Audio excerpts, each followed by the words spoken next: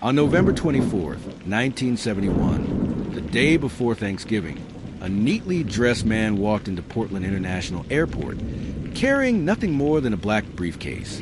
He wasn't nervous. He wasn't in a hurry. He purchased a one-way ticket under the name Dan Cooper. Within hours, he would hijack a commercial airliner, collect $200,000 in ransom, parachute into one of the darkest forests in America, and disappear forever. No confirmed body, no confirmed parachute, no confirmed identity. More than 50 years later, the mystery remains unsolved. How did one man outsmart the FBI? Did he survive the jump into freezing darkness? Or did he die somewhere in the wilderness, taking one of America's greatest mysteries to his grave? This is the incredible story of the man the world came to know as D.B. Cooper. The afternoon seemed perfectly ordinary. Business travelers hurried toward boarding gates. Families prepared for Thanksgiving reunions. Airport employees noticed nothing unusual. Then, around 2 p.m., a man estimated to be in his mid-40s approached the ticket counter. He was approximately 6 feet tall, well-groomed, calm.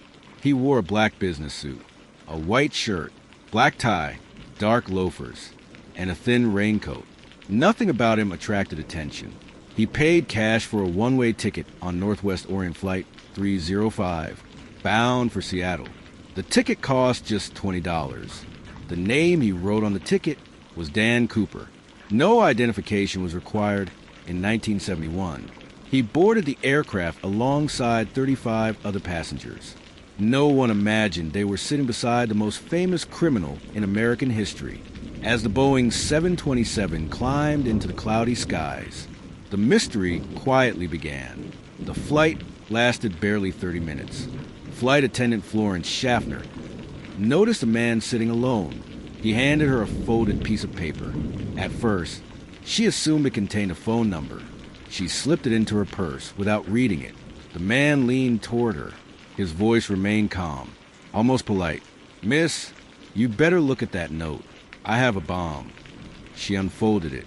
The message demanded immediate attention. He asked her to sit beside him. Then, he quietly opened his briefcase. Inside, she saw 8 red cylinders, wires, and what appeared to be a battery. Whether it was real, no one knows, but it looked convincing. His demands were astonishingly simple. He wanted $200,000 in cash for parachutes, a fuel truck waiting in Seattle, no tricks, no police interference, no funny business. Otherwise, the plane would explode. Unlike many hijackers driven by panic or ideology, Cooper remained remarkably composed. He ordered a bourbon and soda, paid for the drink, even tipped the flight attendant. Witnesses later described him as courteous, soft-spoken, almost gentlemanly, which somehow made him even more terrifying. As Flight 305 circled above Seattle, panic spread below. The FBI scrambled to gather ransom money. Banks rushed together 10,000 $20 bills. Every serial number was photographed.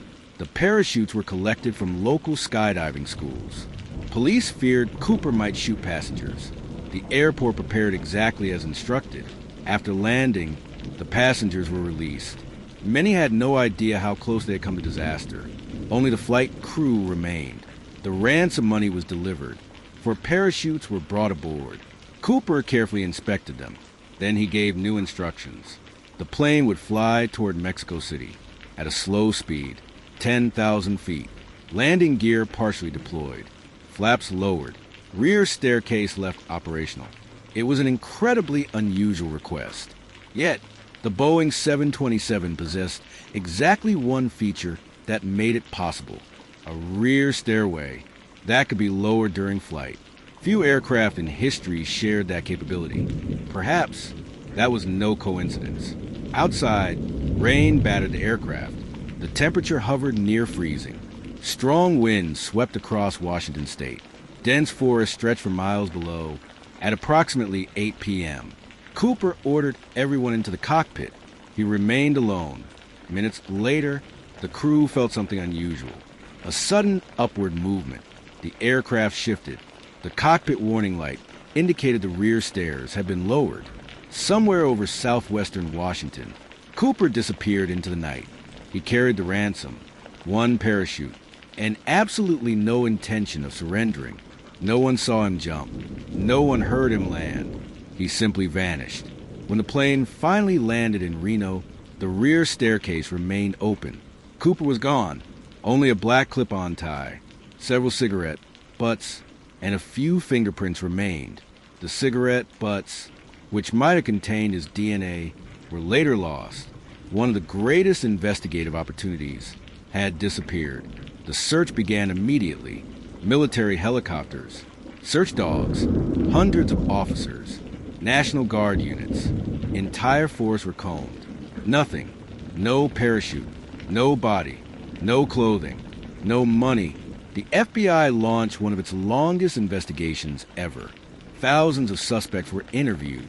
Professional skydivers, military veterans, former criminals, pilots, even ordinary businessmen. Everyone seemed possible. No one could be proven. Investigators analyzed Cooper's tie decades later.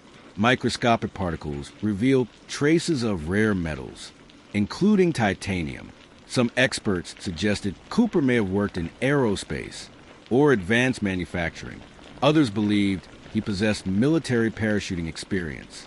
But even these clues failed to identify him. Every promising lead eventually collapsed. Then, 9 years later, the mystery deepened. In 1980, 8-year-old Brian Ingram was digging along the Columbia River. Buried beneath the sand, he found decaying bundles of cash, nearly $6,000. The serial numbers matched Cooper's ransom exactly. It was the first confirmed physical evidence ever recovered, but the discovery raised more questions than answers. How did the money reach the river? Did Cooper drown? Did flooding carry the cash downstream? Or had someone intentionally buried it? No explanation satisfied investigators. The remaining ransom has never been recovered. For decades, theories multiplied. Some believed Cooper died during the jump. Others argued he survived, carefully planned the escape, and quietly lived out the rest of his life. Dozens of men have been accused. Former soldiers, experienced skydivers, even people confessed on their deathbeds. Yet every suspect lacked definitive proof. Without DNA, without a body, without the missing money, the case remained impossible to close. On July 12, 2016, after 45 years, the FBI officially suspended active investigation. The case remains open, but no longer receives regular resources. Still, the legend refuses to disappear. Every few years, a new suspect emerges. A forgotten photograph, a mysterious confession, a hidden parachute. Hope briefly returns, before fading once again. Somewhere, perhaps beneath dense forest, perhaps at the bottom of a river, or perhaps inside an old family attic, the truth may still exist, until that evidence appears. The man known as D.B. Cooper remains the only successful skyjacker in American history to disappear without a trace. And perhaps that is exactly how he planned it. What do you think happened to D.B. Cooper? Did he survive the impossible jump?